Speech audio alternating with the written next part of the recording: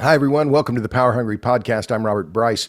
In this podcast, we talk about energy, power, innovation, and politics. And I'm pleased to welcome back for the second visit to the Power Hungry Podcast, my friend Isaac Orr. Isaac, welcome to the Power Hungry Podcast. Hey, Robert. Thanks for having me back. Appreciate it. Always happy to talk to you. I should have mentioned, Isaac is a policy fellow at the Center of the American Experiment. You were on the podcast in August of last year of 2021.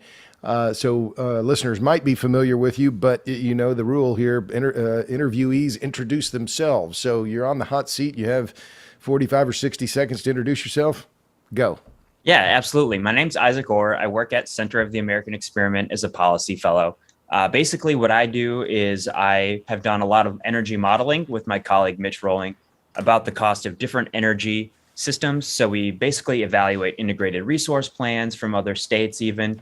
We've had a lot of interest in our modeling from groups throughout the country. So we've had a really busy year and it's been really exciting. And, you know, the main thrust behind why I do this is I grew up on a dairy farm in Wisconsin. I grew up in the same house my grandpa was born in. And during the summer, I'd get done doing chores and it'd be really hot. And the cows would be drinking so much water that we didn't have any water inside the house. So when I was in my freshman geology class and we're looking at freshman college, right? We're looking at water pressure and, height inside the well. I'm like, man, this is really relevant. So that's really what kind of got me interested in geology. And obviously, there's a huge political component of the decisions that we make regarding geology, siting of landfills, and, obviously mining, oil and gas production. So it just kind of fused two of my interests, which was, political science, which was my major. And then I went and got a minor in geology after that. So here I am. I've just kind of gone where I've been able to, find a niche for myself. And now I'm on the Power Hungry Podcast. And it's all downhill from here, Isaac. This is the low light of the career. I wanted to get it out of the way early. Yeah, well, that's good. So let's talk. You write about mining. You write about geology, and well, not so much about geology, but particularly mining in the United States. Minnesota is a big mining state. But you also wrote recently, and this is one of the most consequential decisions out of the Supreme Court in some time, the West Virginia versus EPA case. You wrote about that recently on the American Experiment website. There's been a lot of commentary about it. I haven't really written much about it. Tell us why that decision was so important and what effect it is likely to have on coal-fired generators in the United States. Yeah, absolutely. So I've read a lot on this too. It seems like everything I read, everyone seems to have a slightly different take on the significance of this. So obviously, whatever I say, make sure that you're, reading other people, what they're saying in order to get a better understanding of it. But for me, the main takeaway was that the Supreme Court said that the Clean Power Plan, which the Obama put in place in 2015, relied on a system of fuel switching, essentially. They were saying you could meet compliance with our regulation by either running your coal plants less frequently or shutting them down and building wind and solar in order to reduce the system-wide emissions of CO2. And the Supreme Court essentially ruled that exceeded the court's authority, and even the left-wing, Twitterati exceeded the agency's authority, yes, EPA's authority. Yes, yeah. EPA stepped outside of their authority. They essentially created a new authority that they were never delegated by Congress, and that's the other big thing with this. And even like the Jesse Jenkins folks said that this was a flimsy rationale. They were all for using it at the time, right? But in hindsight, they're like, oh yeah, well maybe that wasn't, explicitly in 111D, right? Which is the section of the Clean Air Act that we're looking at. But the other major thing was the Supreme Court kind of formalized this major questions doctrine, which is a new way of thinking about the way that, Congress and administrative agencies work together. So the major questions doctrine basically says if there is an issue of significant political or economic significance, then there needs to be a clear expression from Congress to the agency that they have the right to do this. And they basically said, you can't totally reorient the electricity sector in order to reduce emissions and shut down all these coal plants. just by trying to say that you have broad statutory authority to regulate this under 111D. So that's pretty significant because that means that the Clean Power Plan is, not in effect. It wasn't in effect anyway because it was stayed by the Supreme Court. But any future regulation will not be able to rely on this sort of, switching of fuels for CO2 compliance, which means that these coal plants are going to have a lot better chance of continuing to operate into the future without the threat of a new clean power plan coming down the pipe. Right. And that's really important now, I think, isn't it? Because of what we're seeing in PJM and MISO, where they're both warning. Well, the North American Electric Reliability Corporation, as you know, in May, issued a warning for all of the Midwest, saying the potential of blackouts is very high. But talk about what we've also seen. You're a native of Wisconsin. You live in Minnesota, but weren't there several coal-fired power plants in Wisconsin that were slated for shutdown that now are going to run this summer? I mean, to me, the timing of the West Virginia versus EPA ruling is important, not just because it comes from the Supreme Court, but it's happening at a time when we're facing capacity shortfalls across the Midwest and in the West, and heightened risk to blackouts, where it's clear we need these existing coal plants to stay on. So I just wanted to preface that. What's the latest on these coal plants and how many megawatts? Do you know what the capacity that's going to be kept online? Yeah, it's pretty significant. I'd have to look specifically, but I think we're looking at upwards of 1,000 megawatts at least. So these coal plants that were slated to shut down, there's one I used to drive past on my way down to Madison when I lived down there. I'd go visit my folks and drive past the Columbia plant. So these are significant generating resources. I did write about this, but I don't have it in front of me. But the great thing about the West Virginia versus EPA case is it's going to give utilities confidence to keep these plants open for the foreseeable future, right? So under the Clean Power Plan, and we can get into this maybe now or later, there's really a Baptist and bootleggers dynamic between green groups, liberal politicians, and the utilities, because the way that utilities make money is not by having a low cost asset and selling their product for a markup, right? So that's just not how it works. They're monopoly utilities, especially in the Midwest, like Minnesota or Wisconsin. So all of their their profit is determined by something called the cost of service formula. So, this blew my mind when I heard about it for the first time, but utilities don't make money unless they spend money on new capital expenditures that are approved by a regulatory commission. So every year, the amount of money that they make declines. I know you know this, Robert, but I feel like it's important context for the listener. Absolutely. So every year, that amount of profit that the utility makes declines every single year as an asset depreciates. So these utility companies kind of loved the idea of the Clean Power Plan because it would force them to shut down old, mostly depreciated coal assets that were providing low cost, reliable power for you and I, the families and businesses that rely on it. And they got to build not only natural gas backup, but they got to build wind turbines and solar panels on top of it. So in many cases, you're looking at a 3x capacity replacement. You're going to build 3 times as much wind, solar, and natural gas capacity as you are replacing with coal, which is why you see utility shares skyrocketing. Like when you look at the profits for Xcel Energy, Alliant Energy, all of these companies that say, oh, well, we're going green, like they're really just finding a way to green plate the grid, much the same way that we talked about utility gold plating in the 70s. So it's a new way of price gouging that isn't technically price gouging, but for all intents and purposes, they're finding a way to kind of game the system in order to increase costs for customers while simultaneously reducing the reliability of the grid. You put that very well. And I saw one of the graphics you had done on Excel. I was just trying to pull it up as you were talking about showing how as they retired, as they retired coal or as they added renewables, their profits went way up. Right. So not only are they able to make more because of the new spending, they're also using those tax credits. It's both of those issues, right? That makes it more profitable. Yep. So the tax credits are important because when Xcel goes to the Public Utilities Commission and says, well, we need to build these wind turbines because they're the most affordable source of electricity, they're using the tax credits to justify the capital expenditure on the back end. So like it's all about how they shift money around and justify this to the Utilities Commission. And in Minnesota, the Utilities Commission basically wants them to do it anyway. So it's kind of a wink and a nod, like, oh, okay, great. Like you're gonna build this wind, and it's just like we get stuck with the bill.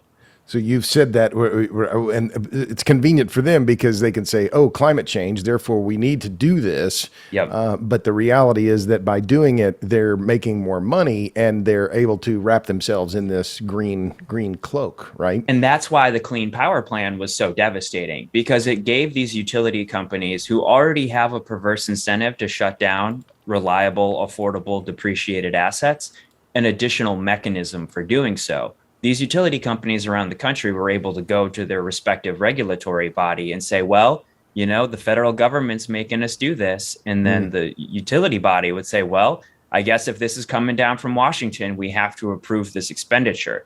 Now we have a situation where the regulator and whoever appoints the regulator is responsible for the cost increases in the declines in reliability. So there's more accountability this way. And, states were always delegated the power to, manage their own electricity systems. And this, the Clean Power Plan.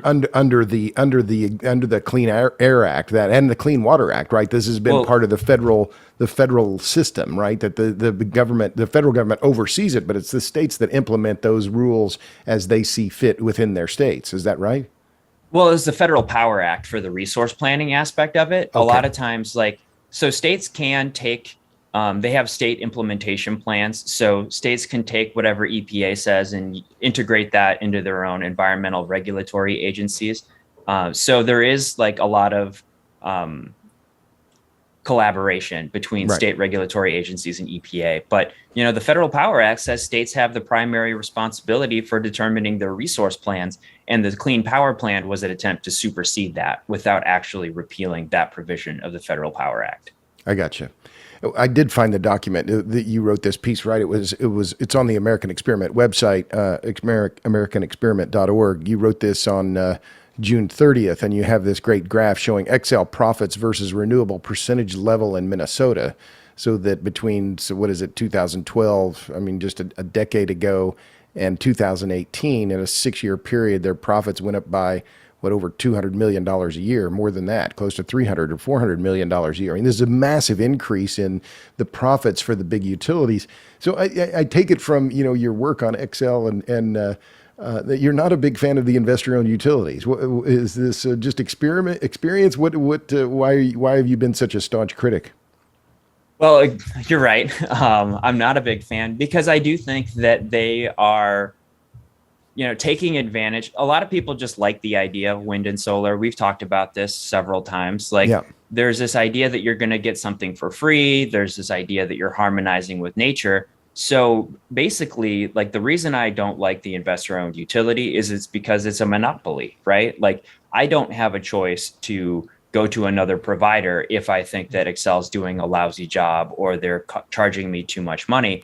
I'm forced to pay that no matter what. And I don't think there's a good mechanism for retail electric choice. I just, I think it's going to be incredibly difficult to do that. So we're kind of stuck with this investor-owned utility for the time being. But I think that there are important reforms that need to be made in order to better align the incentives of the utility company with the ultimate end consumer.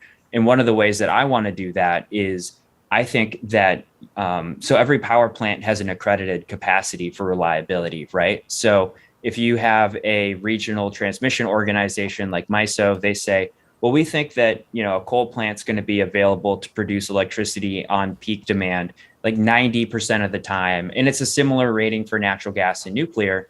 But for wind, they only think it's going to be there 15% of the time. And for solar, they say it's 50, but it'll probably go down to 30 as more solar comes onto the system. I really think that Excel or any other investor-owned utility should only get to recover 15% of the cost of that asset, a wind turbine, right? And put that in its rate base and make a profit on that. If they want to build a wind turbine, That's fine. The shareholder should be on the hook for that, though, right? Because right now the shareholders are basically getting a free ride on, low income families, right? And I think that that's absolutely wrong. So it, basically, customers should get what they pay for, or conversely, they should only pay for what they get in terms of reliability from any asset. Well, let's talk about reliability then for a minute, because this is the big issue in the Midwest. And what is the reliability trend? And I know you've been following MISO and PJM and that. What's going on in those markets now? Yeah. So basically, the way that the capacity is shaping up, we have a 1.2 gigawatt shortfall this year. We're projected to have a 2.6 gigawatt shortfall. This is MISO. I don't have the exact numbers for PJM in front of me, but that's expected to go to a 10.9 gigawatt shortfall by 2027, based on current retirements for mostly existing coal and nuclear power plants. So repeat that. So you're saying in 5 years, MISO could be short 10 gigawatts, 10,000 megawatts? 10.9 gigawatts. And I didn't even think of it as 5 years. I still think it's 2020, I guess. I thought it was a little further off. But yeah, within 5 years, we could be looking at 10.9 gigawatts. And mostly this is going to be retirement of coal plants. Yes. Well, so why? Damn. Yeah. Why isn't this getting more attention? I mean, I keep looking at this, and I've been, as you know, I've studied the electric markets and the grids, and yet I guess these numbers have been out there, but this is an enormous amount of generation capacity, and yet it just seems like we're hurling headlong into this disaster of reliability and affordability, and it's not getting any kind of attention. Instead, it's, oh, well, of course we want to retire these coal plants, and of course we want to build more wind and solar. What the hell's going on? Why aren't more people paying attention to this? Well, I mean, it's, in some ways you can write it off as rational ignorance, right? Like, they've had the electricity come on every time they've hit the switch for the last 40 years. So why would they worry about, like, tomorrow, the light not coming on, right? So in some ways, there's an assumption of reliability. It's the milk comes from the store philosophy, right? It's basically people have lost, and maybe people never really quite understood where electricity comes from, because it's not really an intuitive thing. But at least they understood that it was a privilege that they were grateful for, rather than some sort of commodity that always just kind of shows up when they need it. So, I think that there's going to need to be some reacquaintance with scarcity in order for people to kind of reevaluate what's going on. And, like, cost is important, right? Especially for, low income families like the one I grew up in. Like, those are the people who are starting to wake up to the cost implications of this. That's why one of the things we've done at American Experiment, we've started advertising about Excel's 21% rate hike over 3 years in communities that speak primarily Spanish and Somali.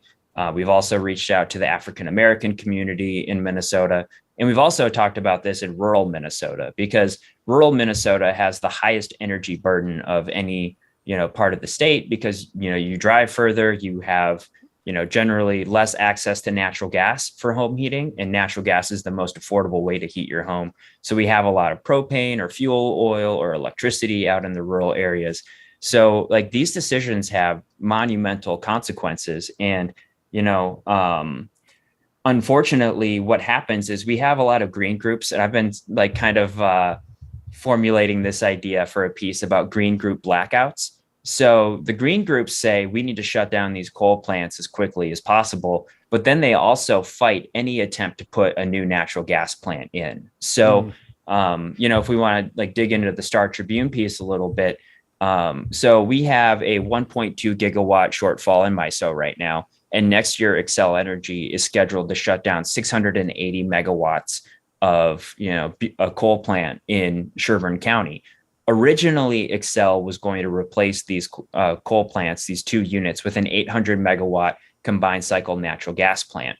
But subsequent pressure from, the Energy Foundation funded groups, the McKnight Foundation funded groups, have basically made Xcel say, okay, we're not going to build this 800 megawatt gas plant.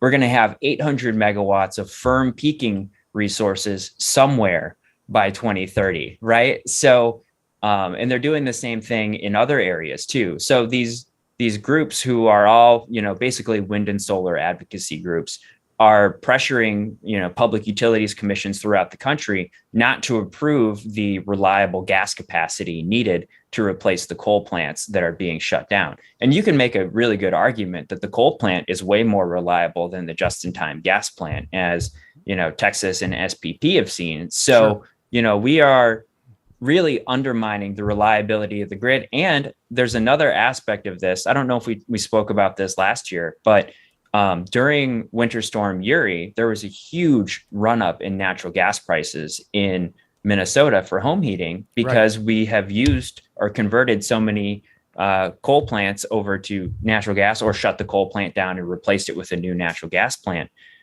This is going to have, you can't just have kind of an isolated change in the energy industry. Everything affects everything else. So yeah, we're basically making sure that we have a high demand for natural gas through the future. That's going to increase the cost of electricity. It's going to increase the cost of home heating. And you've already done a really good job of talking about all of the the other products that are dependent on natural gas, like fertilizer and food costs. So let's come back to that. But I like what you're saying here about and one of the things that to me is, so much of the journalism, so much of the writing that was done in the wake of Winter Storm Uri, particularly in Texas, was, blame those natural gas guys. Natural gas didn't show up. We did, the shorthand was, well, it got really cold and we didn't have enough natural gas. Okay, well, fine.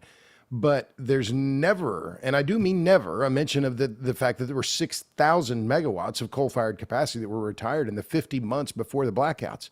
So you give away or you shutter for 6 gigawatts of coal. All that has to be backfilled with gas. And now one of the things that we haven't discussed is the whole clean power plan under the Obama administration was made possible by low cost natural gas, and the assumption that we were going to have low cost natural gas forever.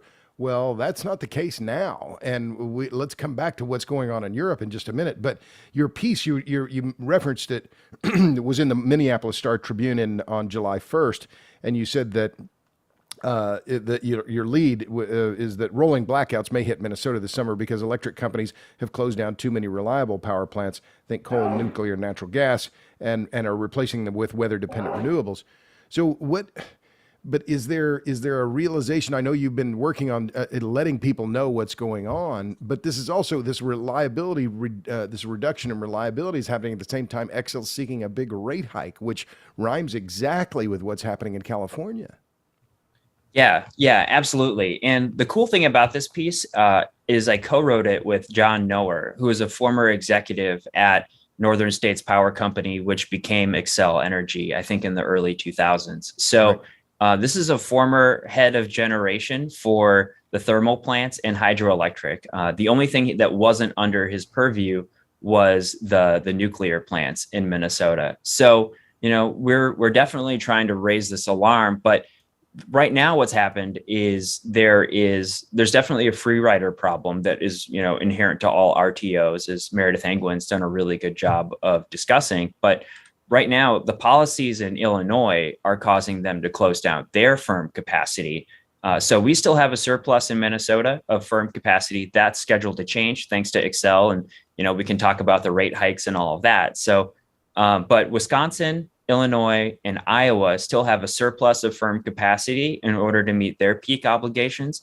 But there are Indiana, Missouri, and Illinois that don't have enough firm capacity. So they've been relying on MISO's capacity market because, for the last, 5 years, the cost of capacity in MISO's capacity market has been about $5 per megawatt per day. And this year it went up to $235 dollars per megawatt per day. So there was essentially no incentive to keep the firm capacity in your system online when you could just kind of buy your capacity in the energy market. There's a problem that we give wind and solar capacity market, but there's a problem that we give wind and solar any accredited capacity. I think that that's a mistake. That's one of the reasons why MISO's, bidding for capacity is so low. But, there's this inherent problem that everybody is acting like California, and Excel's doing this too. They want to shut down their coal plants and they want to buy,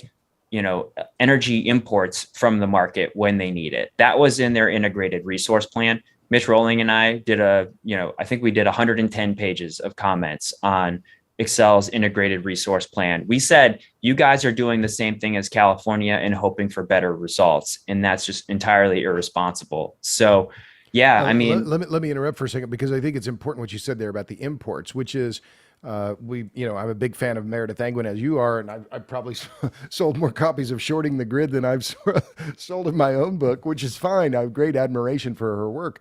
But I want to repeat one of the things that she said here, which is really germane, which is the fatal trifecta. She said, what's the fatal trifecta for electric grid? Over-dependence on renewables, over-dependence on gas, just-in-time gas, and over-dependence on imports. So what you're repeating here to me, as I'm hearing you say this, is, there we go, the fatal trifecta. Yep, absolutely. And the decline in reliability is happening at the same time we have declining affordability. So these are all coming together, and we're facing a summer of potential blackouts. I mean, it's been hotter than heck here in Austin. But has the weather has it been fairly cool so far, or what's going to happen if you have a big heat wave? So I think that I've been talking to some of my friends in the utility industry in Minnesota, and they seem to think that rolling blackouts would take kind of an extraordinary circumstance this year and probably next year, because the capacity shortfall that we're talking about, 1.2 gigawatts or 2.6 gigawatts for this year and next year respectively, that's from the planning reserve margin. So that's not a shortfall from the anticipated peak. We don't have enough to meet our planning reserve margin. Gotcha. But if we have, a lot of unanticipated outages, which is always possible, and if we don't have enough non-firm imports from PJM in MISO, and we have a low wind day, we could be looking at a situation where there may be some load shedding, or the more realistic thing is, MISO has they include their load modifying resources in their capacity stack, so to speak. So they think that they can turn the power off to certain customers or turn the power down to certain customers in order to maintain grid reliability and not have to, initiate a larger load shed. And in Minnesota, a lot of times that means our iron ore industry is told to curtail production. So Minnesota is the largest producer of iron ore in the United States. We're responsible for anywhere between 80 and 90% of U.S. iron ore production based on, prices and years and what's happening in Upper Michigan. But they consume 600 megawatts of capacity. So, I mean, there's one mine, the Mintac mine, that is, I think, 300 all by itself. So that one facility consumes more electricity than the city of Minneapolis, which is a town. Yeah, it's like 400,000 people in Minneapolis. So it's not a huge city, but it's our biggest city. So what happens is when we have just such a fundamentally broken way of resource planning in the Midwest, these assets become, like, the environmental groups see these not as our load modifying resources or brownouts to certain customers. They don't see that as a bad thing. They see that as a tool in their toolbox in order to, spin forward their Green New Deals into the future. So my friend put it really well. He said, you can either have flexible generation in order to meet, your electricity demand, or you need flexible demand if you have inflexible generation, right? So as we become more reliant on wind and solar, we're not going to have flexible generation, or that is a less flexible grid because we're basically dependent on the whims of the weather. So demand has to become more flexible. So they talk about demand response and load modifying resources, and like turning down people's air conditioner or turning down people's heat in the wintertime. That's a thing. So we're seeing declines in service, we're seeing declines in reliability, and we're seeing increases in cost. There was some time ago now, the Austin Energy, I live in Austin, as you know, came to me and said, hey, we'll give you this thermostat and it'll allow the utility to reduce load. And I'm thinking, well, wait a minute. Do I get to say no? And there was no implication of I can say, well, no, you can't turn my air conditioner down or anything else. It was, well, you can help us out. And I'm waiting for and we will give you something in Yeah. return for this. And I'm thinking, well, wait a minute. No, I work at home and it gets hot in the summer. I don't want you turning off my air conditioner. I'm not going to be comfortable here. But so, of course, I didn't do it. But it was one of these assumptions of, well, of course, you're going to be satisfied with less reliable service or us turning off your stuff without your approval. And I thought, well, no, this is not what I want. This doesn't make sense to me as a user. If you sweeten the deal, it might be possible. So in terms of Minnesota politics, because you've lived there for a long time and you've seen this, so which are the groups that are most powerful in pushing this agenda? Name the names. I know you mentioned some of them before, but who are these groups and where do they get their money? Sure. Those are great questions. So you've got a group called Fresh Energy. You've got a group called the Minnesota Center for Environmental Advocacy, the Minnesota Citizens Utility Board, MN 350, and you've got a handful of other ones, but those are the major players. And they get their money from the Energy Foundation out in California.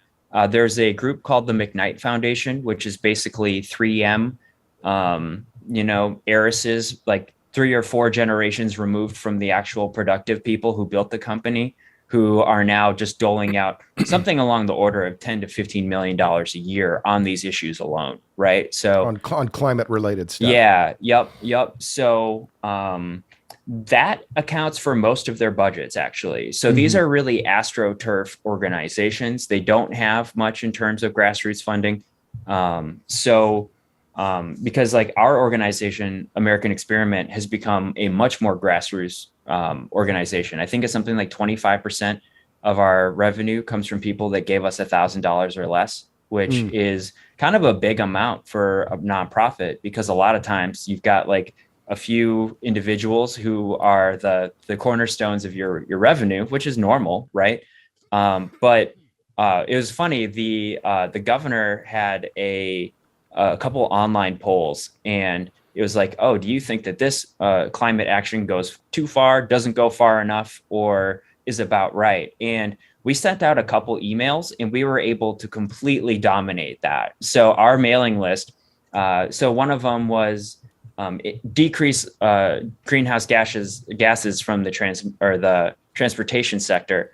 And we were able to get it to be like 72% goes too far. And that was with us sending a couple emails to our owned audience list of about 40,000. So, just us being able to, one organization with a revenue that's smaller than most of each of these individual groups, being able to affect these like online polls, which are incredibly unscientific. Sure. But that if it had gone the other way, if everything had said gone too far or doesn't go far enough, the administration would have said, well, see, it's the will of the people. We need to enact these policies that we wanted to enact anyway, like California car mandates or a low carbon fuel standard. So these groups are well funded and they're, well staffed, frankly. Each of these places has like 20 to 30 people, which kind of blows my mind. But when it comes to, do they represent anybody's actual feelings? Not a lot of people are actually that involved with them. So, it's not a broad-based group. I know when I was up in Minnesota and we shared the stage at an event in Minneapolis about the report that I did, not in our backyard, but John Hinderocker, who's the head of the center, made a big point about that you have a tremendous number of small donors, and that gives you more. Is the right word credibility, more reach, more people that you can touch and say, hey, this matters to you. Send an email.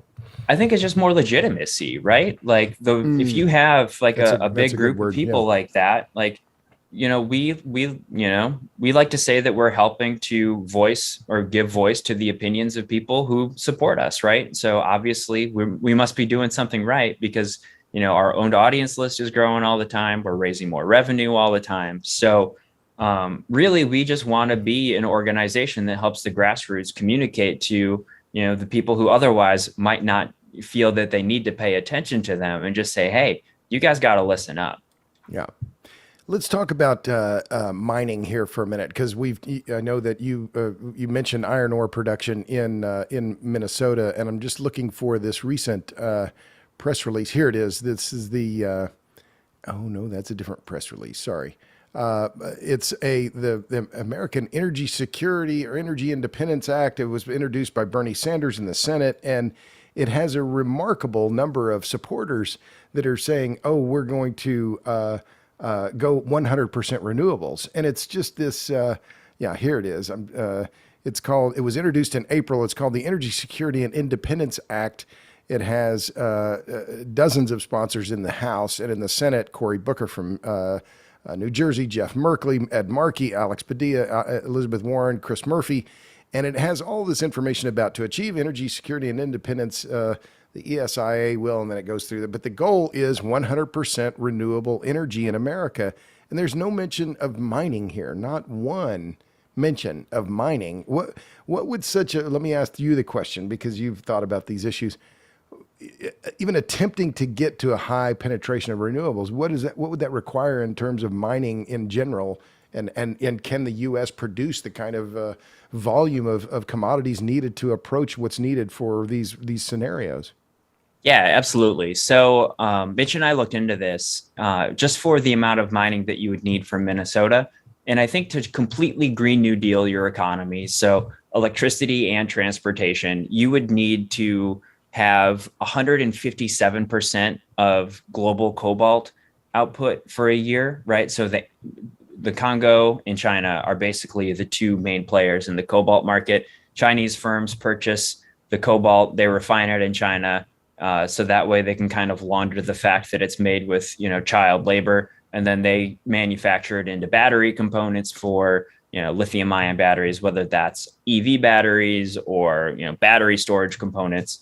And I think it was something like we would need 2/3 of global copper production. I'd have to double check those numbers because it's been a while, but you're talking massive quantities of metal that obviously has another valuable purpose in everything else that we use that metal for already, right? So it's interesting to me that there's this presumption that the cost of these metals will always remain low, and that renewable energy will always get priority in their sourcing, which, neither of those two things are true, because there's probably a lot more valuable ways that we could be using this copper. In fact, if I'm giving my opinion, there's like almost no use of this copper that's less valuable than an intermittent wind turbine or a solar panel that works 18% of the time in Minnesota. Yeah, I mean, it's interesting that a lot of these same Congress people are probably not overly inclined to support mining in Minnesota.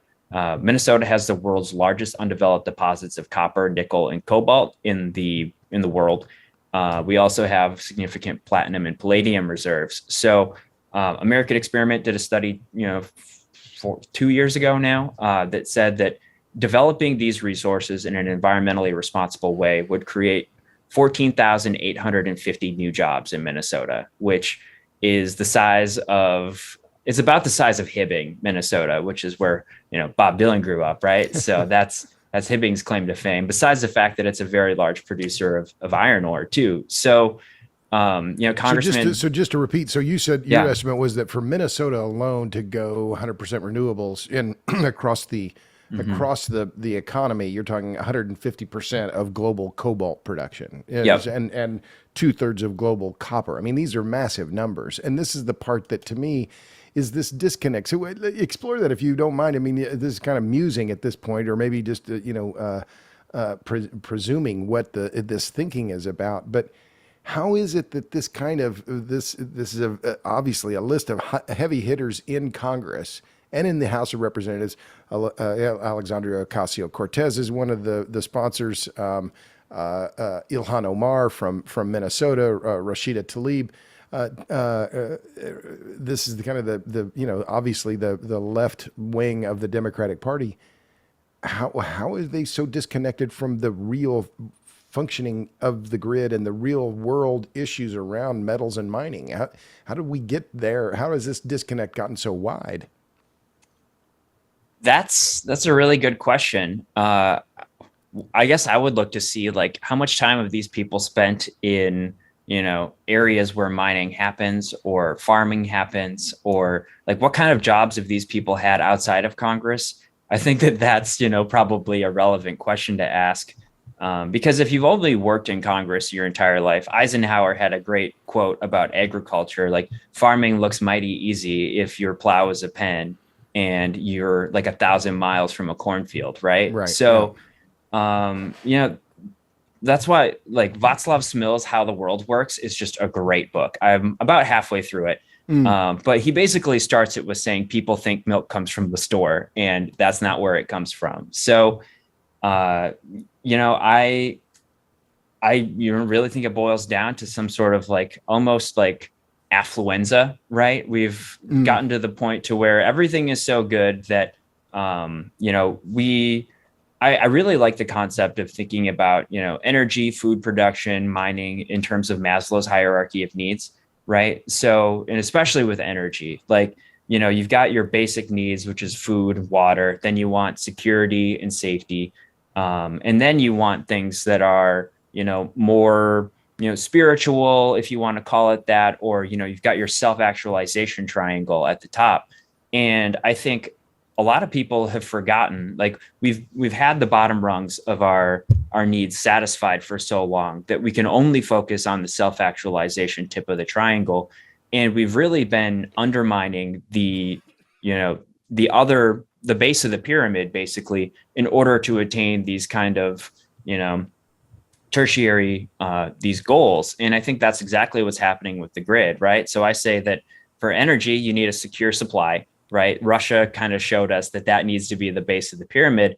Then you need reliability. Then you need affordability. And then at the very tip, you can have carbon free, right? You need to find a way to satisfy security, reliability, affordability, and being carbon free. That's got to be the third or fourth and final consideration on your energy hierarchy of needs. Because if you try to invert that pyramid like Germany did, we're seeing that it has really disastrous consequences. I completely agree. I like that the security of reliability, affordability, and I guess to me, reliability and affordability are stacked, right? And that's those. It's hard to kind of tease those. In fact, those first three out: the security, reliability, affordability. Yep. But then, lower no carbon comes after that. But let's talk about Europe for a minute then, because I'm just looking at the TTF front month prices for August now. So this is the spot price effectively for nat gas delivered into the Dutch trading hub at TTF. $54.78 today. Wow. 54.78. So that's compared to Henry Hub today. I don't know, which is sub $6. I don't know what the it's probably about 10x what we're paying in the United States. Roughly $10 or 10 times more than what we're paying in the US. But how shocking is that? And how shocking is the prospects in Europe for them ignoring the importance of energy security and relying, as we talked about before, about relying on imports. But you bring what I find refreshing about your work and kind of your honesty and frankly your bluntness. Let's be clear, you never shy away from a fight. But it's what's happening in Holland with the farmers there, where and you've written about this recently. So I'm sure I could explain this a little bit, but you're familiar with it as well. What the hell's going on in the Netherlands in terms of farmers, and why are they striking? So the main reason that they're striking is there's like an EU target for emissions reductions of nitrogen, and it appears that the people in Brussels don't really understand that nitrogen is the primary fertilizer that is responsible for putting food on their table, right? So they're the creation of synthetic ammonia through the Haber-Bosch process, which requires large amounts of natural gas.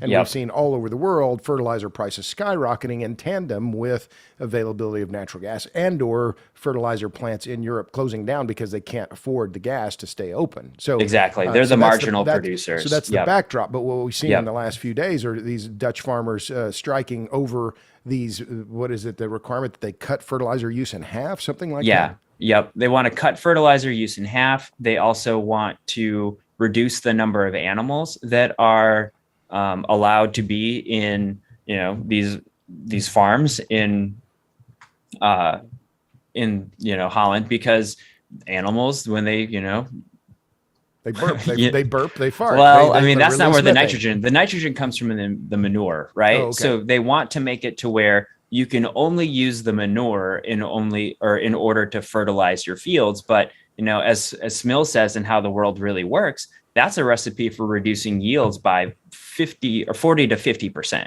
Right. So these politicians who have probably never been on a farm, have never spent a summer on a farm, and tried to depend on this revenue for their livelihood, are telling all these Dutch farmers that they either need to go out of business, and that's just the cost of reducing the emissions, or they're saying, well, figure something else out. We're going to tell you can't use the one thing that's been proven to alleviate more global hunger than, it's like the Norman Borlaug Green Revolution. It was, Right. anhydrous ammonia, synthetic fertilizers, better crop breeding, mechanization, and irrigation. So they're basically kicking out one of the main components of that and telling them, well, you figure it out. That's your job.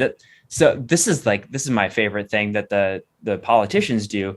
They say, oh, well, we're going to tie one hand behind your back, but we're going to let the market solve this problem after they've already hugely distorted the actual market, right? So now the Dutch farmers are basically saying, we're not going to take it.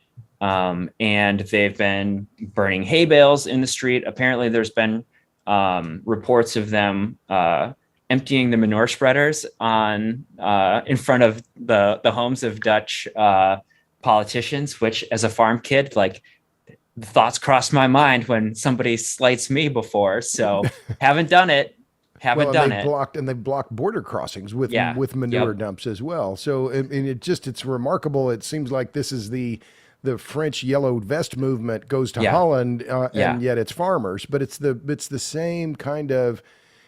I keep returning to an interview I did with a guy named Art Berman on the podcast, and he said energy is the economy, oil is the economy, and that our money is just a call on future energy use. And I haven't written about this yet. I've been writing other things, but I think it's so spot on that when you start putting constraints on the flow of energy, and putting those constraints or making it more expensive, the economies just start to seize up. And that piece in the Wall Street Journal a few days ago about the industrial complexes that BASF is in the middle of, you're looking at the complete deindustrialization of the entirety of Europe because of their over-reliance on Russian gas. I mean, have you thought about that? What those consequences could look like? I mean, because it just seems scary as hell right now.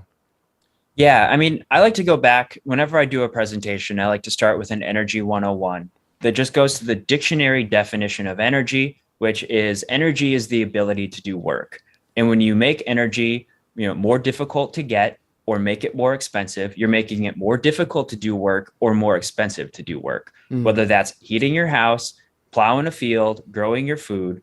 So when we enact all of these energy policies that intentionally make energy more scarce or more expensive, it ripples through every aspect of the economy. And that's, Art's absolutely right when he says that it's a call on future energy. Like, everyone's joking that the Fed can print more dollars, but they can't print more oil. And really the agriculture industry is the energy industry. It's the original solar industry. And one of the main ways that we're able to boost the production of crops is by giving them the nitrogen that they need, right? So the primary energy input is solar energy. It's all energy. So, unfortunately, Sri Lanka is figuring it out in a really bad way that you can't mandate, going back to organic food and maintaining the standard of living that we have today.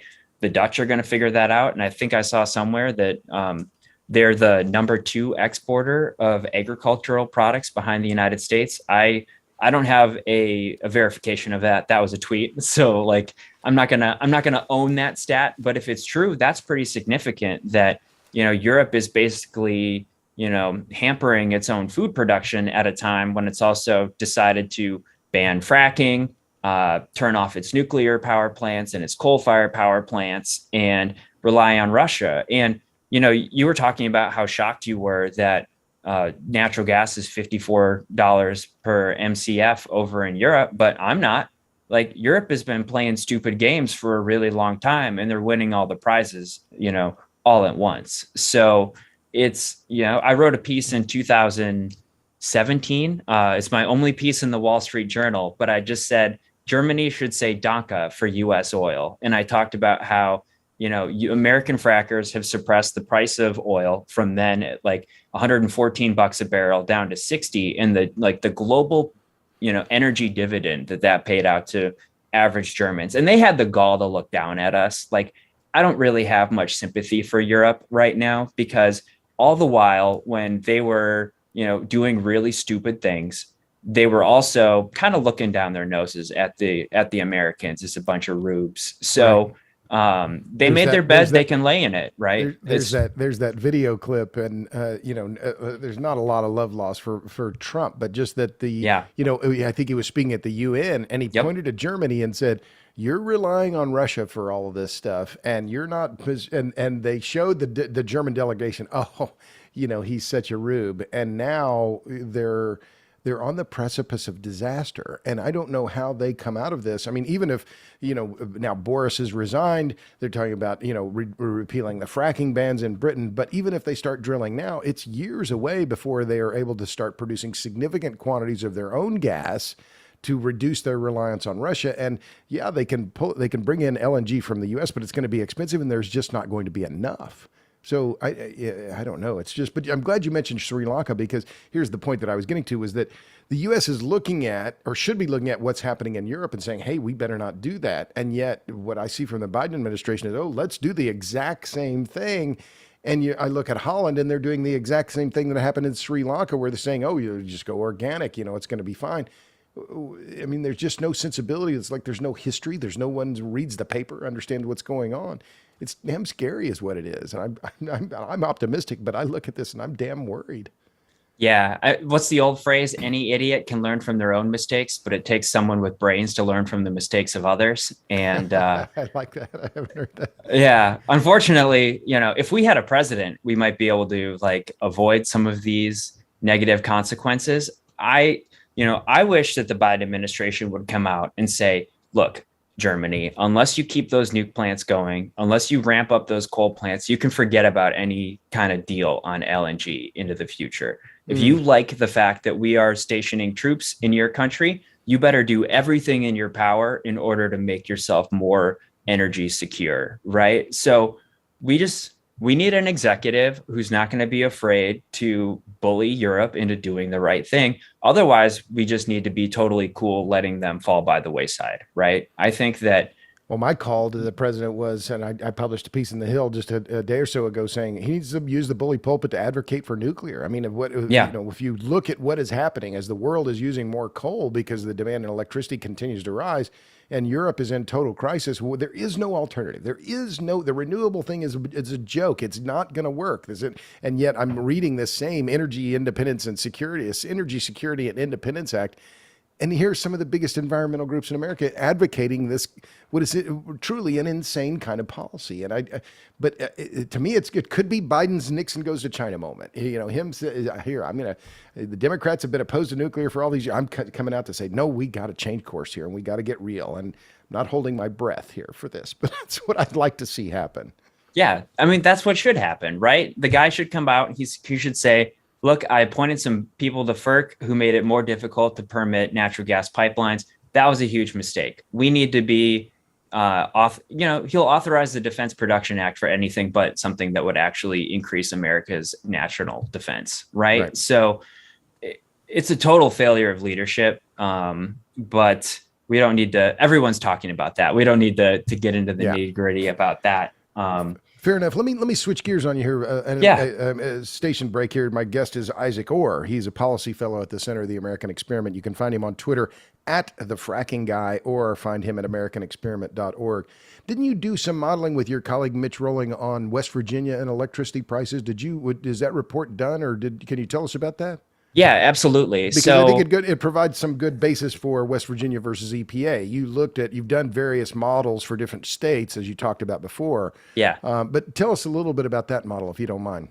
Yeah. So last fall, when the Clean Electricity Performance Program was kind of the it girl on the block, Mitch and I jumped to action, and we modeled the cost of the CEPP in Arizona and West Virginia, like for no reason, right? You could probably figure out why we chose those two states, right? Senator Sinema and Senator Manchin. Yes. I mean, yeah, Yes, I I have a think you're future. very warm there, I have a Robert. future in politics. Yeah. It's gonna be fun.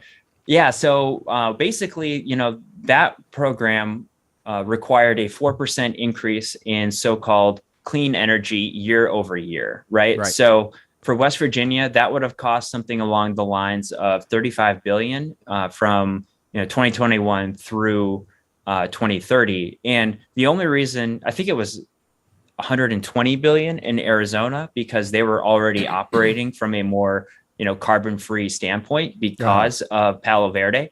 Right. But you are looking at huge increases in costs for average West Virginia families as a result of this. We said the additional cost imposed by the CEPP would be more than $1,100 per customer per year through 2052. So what we always did is we would kind of spin these studies forward, because the way that utility companies bill you is they'll amortize the cost over a long period of time. Like, you don't pay off a power plant all at once. Right. You pay for it over 30 years. So we wanted to give an accurate representation of, okay, so we have the so-called temporary program that only has $150 billion allocated to it, that can only last for 10 years under the reconciliation rules. But this is going to be an unfunded mandate for 20 years down the line. So absolutely, the West Virginia versus EPA case means that a lot of the coal plants that are currently existing in West Virginia will not be subject to the same regulatory sticks that EPA is obviously going to be coming for it over the next 2 years, because the Biden administration has been unable to get anything through Congress, even though they have the Senate, the White House, and the House of Representatives. So the second half of the Biden administration is going to be a lot like the second half of the Obama administration, where it's going to be rule by pen and phone, which is why West Virginia versus EPA is so important, because it's kind of reining in the ability of the bureaucracy to broadly interpret statutes that never conferred this authority to the agency in the first place. Yeah. I'll just make one quick addition to that, because I think it's really important to think about what this means for it's going to apply federally, but this over-reliance or dependence on the administrative state to do what they can't, to implement policies that they couldn't pass through the legislature. This is clearly what's happened in California, which is leading the country down the this path toward insolvency when it comes to and grid instability. But a lot of the policies that are being implemented in California are very similar in that regard, in that they're being implemented by the administrative state without the legislative approval to actually make it happen. So just a quick aside. So let me just ask, my guest again is Isaac Orr. We've been talking almost an hour, so just a couple more questions. So what do you read? I mean, I know you read widely, and are there publications that you rely on more than others when you think about energy and power issues that you find reliable, and which do you find execrable? Which do you not read or find that their coverage is just bad? See, I like to read the bad stuff too, just to get an idea of what the bad guys are up to. And there's a lot of information coming. I mean, a lot of these activist groups, the NGOs, are starting their own news outfits. I mean, look at Rocky Mountain Institute. They started Canary Media, and they said, oh, well, it's going to be completely independent, and there's, don't worry about us. We're going to play it all straight. So, I mean, these outfits have become very big content generators. I'm just wanted to make that one quick point. Forgive me, but please go ahead. Yeah, absolutely. I really like Javier Blas on Bloomberg. I think that he shoots straight most of the time.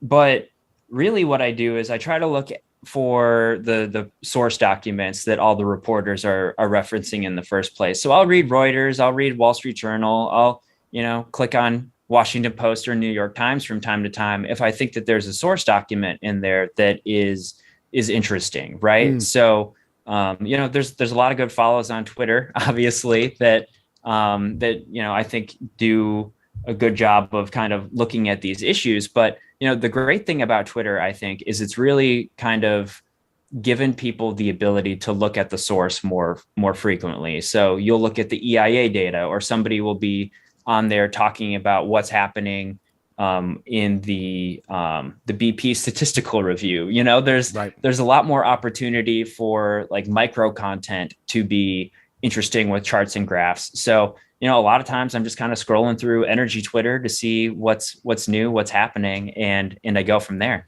Yeah. Yeah, I do the same. Although I just avoid getting into arguments because I just like life is not too. You're a better man than I am. I just don't have time. I'm on to something else. You don't like what I've written? Sorry. Block, mute, ignore. I don't have time for that. I'm moving Absolutely.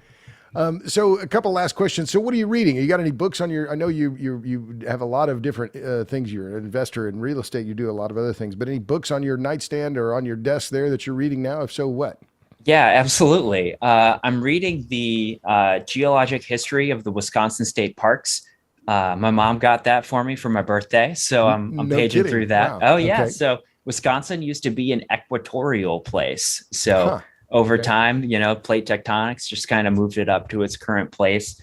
I listen to a lot of books on Mm. tape, so that way I can kind of do other projects, whether that's on you know, it's cleaning the house, washing the dishes, or you know, taking care of some like real estate stuff. I just finished When Pride Still Mattered, which is a biography on Vince Lombardi. I'm getting into the 1960s Packers in a big way, which Why is that? you know, it's just kind of, you know, I'm a big Packers fan. Like I'm Okay. such a, but sometimes I'm like, I get hurt too much by watching the game. So I'll have to listen to it and do something else to be productive. So I don't feel Hmm. like I've wasted 3 hours if they lose. Right. So obviously all the results are predetermined Yeah. for a historical view of it. But the guy took the worst team in the league, and the Packers were obviously, well, they were on the edge of getting bounced from the NFL because they were so bad from 1944 to 1959 when he took over, and he turned it into like the most winning franchise in history, right? If you count the pre-Super Bowl NFL championships, which I do because I'm a Packers fan. Uh, but just his relentless focus on winning is interesting. Like it's very difficult to do, like to win the Super Bowl once, and he managed to win the NFL championship 3 times in a row. So you know, a lot of those stories are probably, I don't know, editorialized to some degree, right? But just like and you know, there's trade-offs to some of this, but one of his things is he always said we need to run to win. And that wasn't like we need to run the ball to win. It was like we need to be focusing at all times on our objective, and we need to be running towards that objective. And that to me is just like a very motivational thing. So that's one of the reasons why I like it. Like Yeah. I know it's corny to go back in time and find stuff like that, but that's grew up on a farm. I grew plenty of corn. I think I'm entitled to that. So, and then, you know, I'm also listening to How the World Really Works. Um, so like Is your Václav Smil book collection as big as mine? I think I have a it's, dozen. it's all on my Audible. Oh, okay. So See, yeah, I still like to have the physical book. I like to yeah, bookmark it, and I I probably have will do that one, that for stickies. Yeah, this one, because it's one of his shorter volumes. But yeah. Energy and Civilization is still one of my favorite books because Mm. it gives you the historic concept that you need in order to think about this in terms of a rational view. So like that's one of my talks is the future of energy. Then I give it to like Rotary clubs and Lions Hmm. clubs. They Yeah. ask me to come in, and it's really just a history of energy. So I kind of bamboozle them on the title, but you need the history in order to appreciate where we've come from and then how you move into the future, which I usually say is almost certainly nuclear power because of the energy density, which Right. is Yeah. something you're, you know, very familiar with. Sure. Yeah. No, the power density issue is key. So, last question: what gives you hope? I love this question. Every time you ask somebody this, I think about how I'll answer this if I'm ever invited onto the podcast again. So here I am. Uh, and, you know, I don't ever really feel hopeless. So, you know, for me, like right now, I'm just grateful that I get to work on this issue at this time because it's never really been more important for our perspective to be heard, Robert, that, you know, you can't shut down these reliable coal plants before you have some sort of, you know, reliable replacement, whether that's gas or nuclear. And I always just kind of grew up with this perspective. If the sun is shining, you have to make hay. And frankly, from a rational energy policy perspective, or advocating for rational energy policy, it's never been sunnier. So we've got work to do. We don't have time to like sit around and, look for some inspiration. You make your own luck. And, we really need to just seize this moment and educate as many people as we can about the consequences of ignoring this, because they're coming down the pipe. Well, I agree, and I'll let you have that last word. I think that's a good summary. Yeah, it's important to maintain that optimism. Well, great. Well, Isaac, thanks a million for being on the Power Hungry podcast for the second time. And again, you can find Isaac and his work. He's on Twitter. He's active on Twitter at the Fracking Guy. You can find him at AmericanExperiment.org. And I hope on a future episode of the Power Hungry podcast, we'll make it 3 times here sometime soon. So, Isaac, thanks again for coming on the podcast. It's always a pleasure, Robert. And thanks to all of you in podcast land. Give us a good rating on one of those podcast raters when you get a chance. And until then, we'll see you here next time.